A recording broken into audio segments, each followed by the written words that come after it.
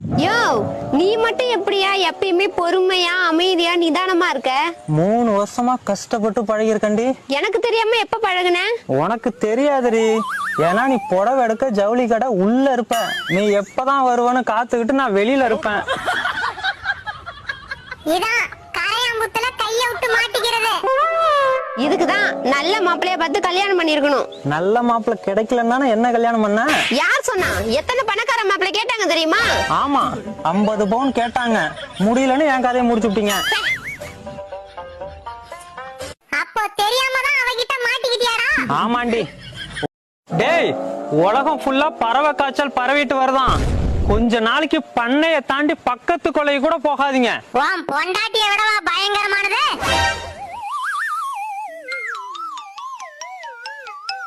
நான் மாடு மாதிரி கத்திட்டு இருக்கேன். எங்கடி போற? மாட்டுக்கு புண்ணாக்கு வாங்கறோம்.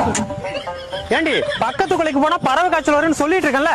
இங்க பட்டினி கிடந்து சாவறதை விட பறவை காய்ச்சல் வந்து செத்து போறடா போடா. ஓனர் பொண்டாட்டி சீக்கிரம் வாடி. யாரு வண்டுன்னு நினைச்சு கோழி குண்ட முழுங்கிட்டோம்.